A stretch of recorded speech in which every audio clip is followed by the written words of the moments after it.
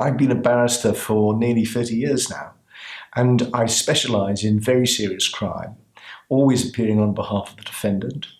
I also appear on behalf of professionals before their professional tribunal, and I advise companies and company directors in relation to commercial law where it touches upon the criminal law.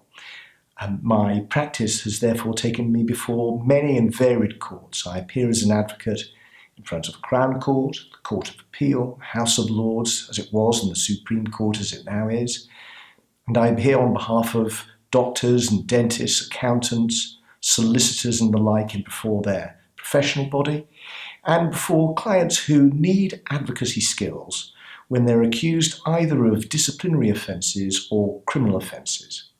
My practice doesn't end there because I just don't appear before courts. Clients come to me early on with a problem that requires written advocacy, representations to either the Crown Prosecution Service, the Revenue, the Financial Conduct Authority or their professional body, where they need help dealing with allegations that have been made about them, but which they don't quite understand how they should react to them.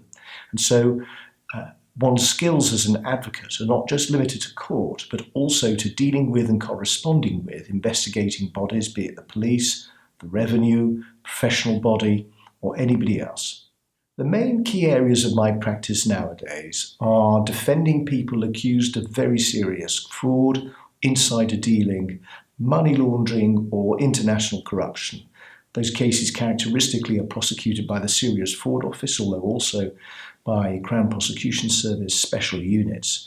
And those kind of cases will see me leading for the defence in the Crown Court and if somebody has been convicted before the Court of Appeal. That kind of work requires enormous dedication to the task because oftentimes you will be confronted with massive papers in the case, normally over hundreds of thousands of pages.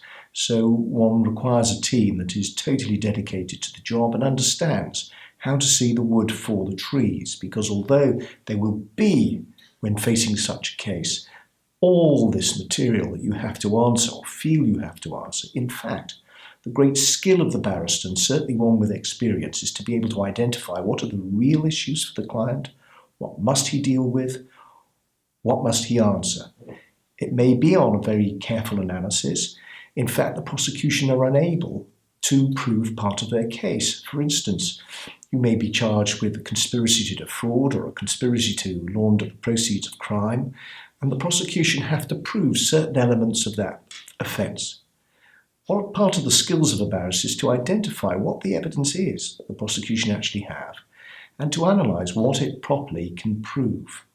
From that starting point, you can advise the client as to what it is we must do on their behalf to meet a criminal allegation.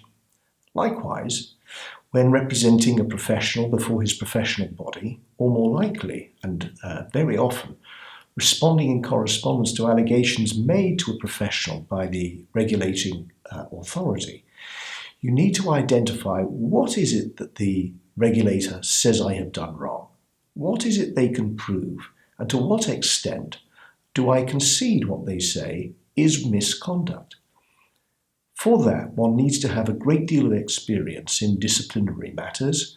One needs to understand the tone of one's correspondence with anybody with whom you're dealing, so that you can, where possible, and this is an area in which I've had considerable success, by correspondence, see to the allegation, address the issues of concern for the regulator, and hopefully bring the whole case to an end before it ends up before a professional tribunal, with all the costs, the stress and anxiety that that can bring for a professional.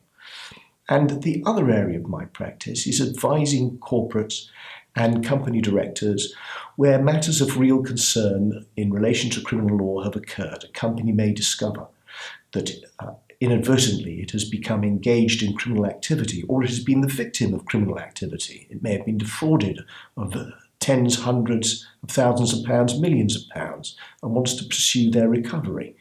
It's concerned about the proceeds of crime of some other person held in its bank account and needs to know what to do.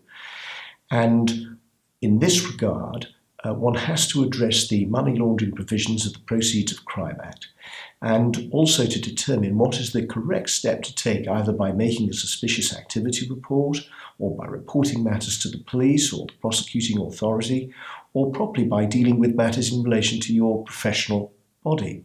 So those are the main areas of practice, and those are the kind of challenges that I face day to day for my clients.